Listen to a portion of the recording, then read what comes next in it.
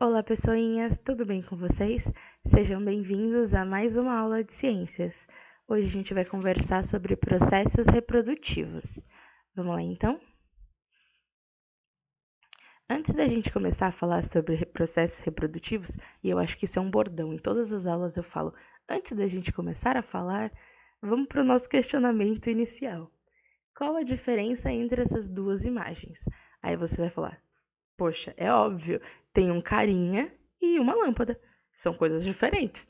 Tudo bem, mas a gente consegue observar que, por exemplo, o carinha está se mexendo, né? E a lâmpada não está. Tudo bem, mais uma diferença. Eu vou deixar vocês pensarem um pouquinho. Acho que já deu tempo, né? Vamos lá? A diferença é que ele é um ser vivo, certo? É um homem, é um ser vivo. Ele nasce, cresce, se reproduz e morre. Já a lâmpada é matéria bruta, ela não tem vida, então ela não faz nada disso. A diferença entre a matéria bruta e os seres vivos é essa capacidade de perpetuar a própria espécie. Bora lá então? Vamos lá para os primórdios do estudo da ciência, falar sobre a célula. A célula é o menor tijolinho que forma o corpo dos seres vivos.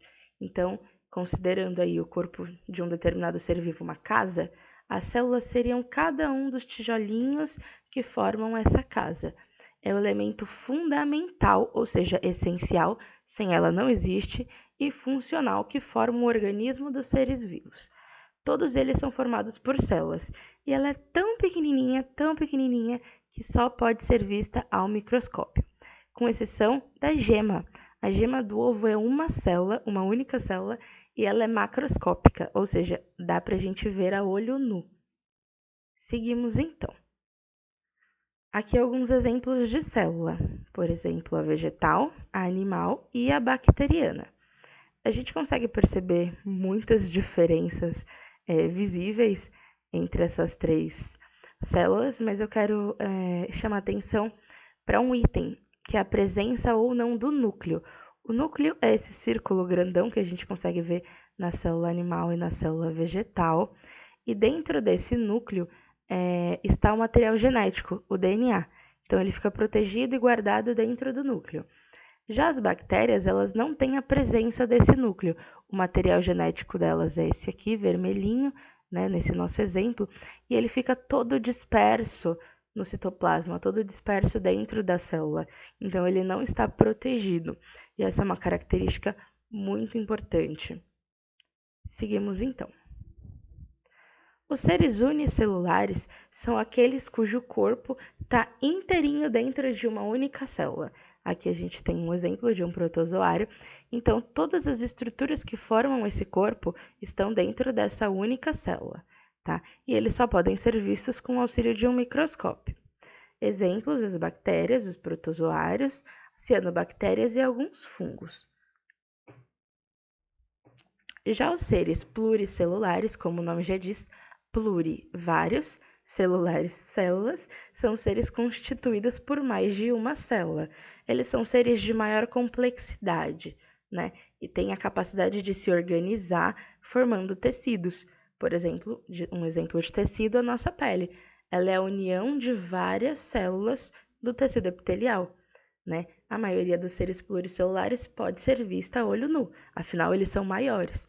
Então aqui a gente tem exemplo os animais e as plantas. Agora a gente vai conversar sobre os tipos de reprodução. Bora lá? O primeiro tipo do qual a gente vai falar é a esporulação. E ela é fantástica, porque ela não exige do animal que ele se movimente. É uma reprodução por meio de esporos. Esporos são células especializadas, como se fossem grãozinhos bem pequenininhos, que são liberados no ar e são levados pelo vento, né? E aí, quando ele encontra um ambiente que é favorável, então que tem uma temperatura adequada, quantidade de água adequada para ele, ele começa a se desenvolver e vira um novo ser daquela espécie. Então aqui a gente tem um fungo, né, um cogumelo, e essas bolinhas brancas aqui, você parece que é o vento, mas são esporos sendo liberados e levados pelo vento. Então, onde esses esporos caírem e for favorável, eles vão se desenvolver. Exemplos, as plantas briófitas, né, e alguns fungos. Outro tipo de reprodução é o brotamento, que também pode ser chamado de gemiparidade. É muito simples e o nome já explica como é que ele funciona. E o GIF dá uma ajudada, né?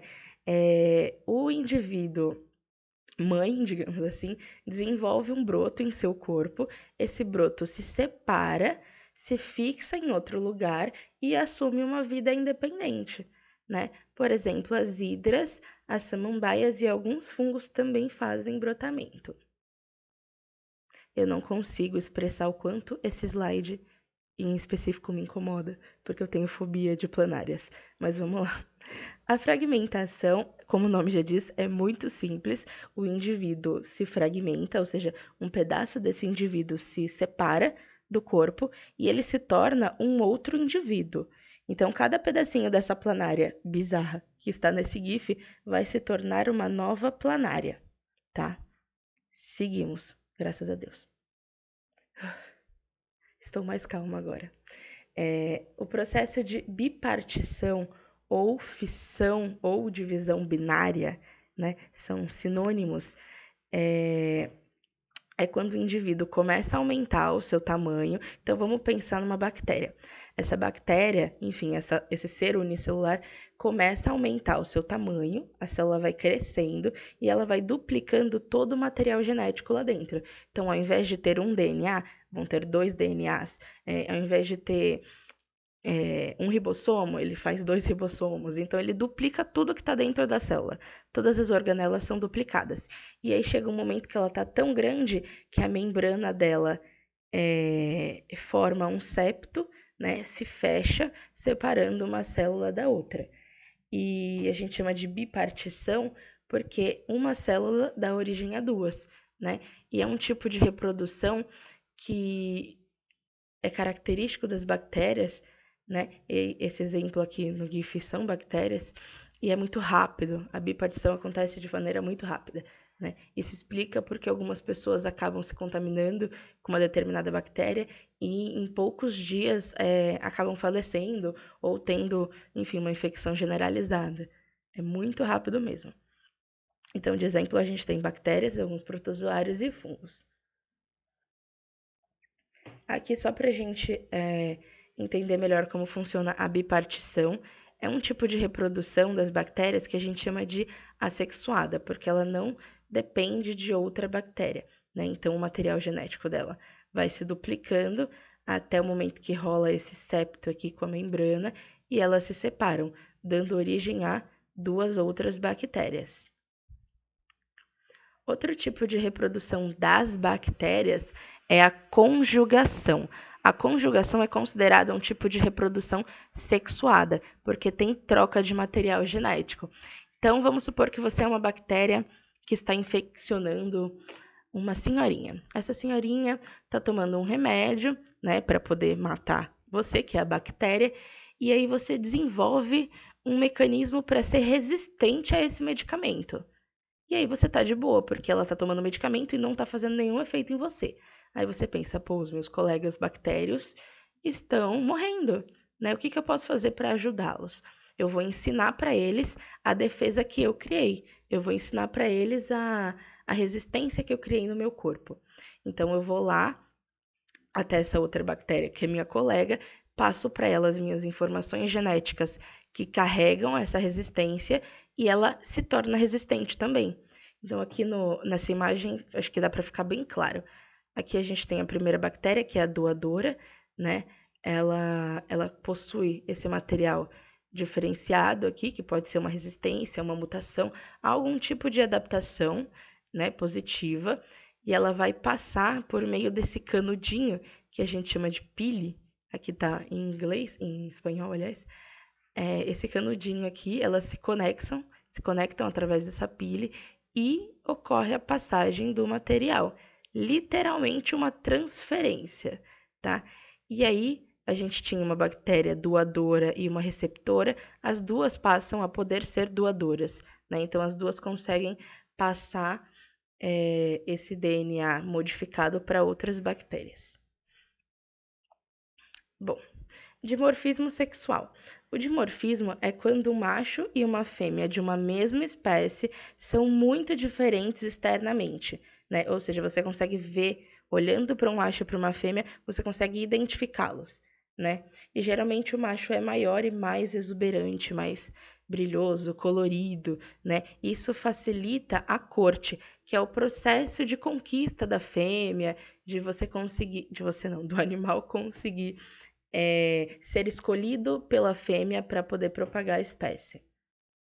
Aqui a gente tem alguns exemplos, né? Então, o leão marinho, o... Gente, só lembro o nome em inglês. O pavão, uma espécie de borboleta, os leões africanos, o orangotango. Aqui a gente tem essa espécie de pato, que eu não me lembro o nome agora. Enfim, a gente consegue observar nesses animais grandes diferenças entre macho e fêmea, né? O pavão, por exemplo, tem toda essa cauda maravilhosa e a fêmea é super discreta, né? Então a gente vê no leão a juba e na leoa a ausência dessa juba. Então, esses são exemplos muito claros de dimorfismo sexual.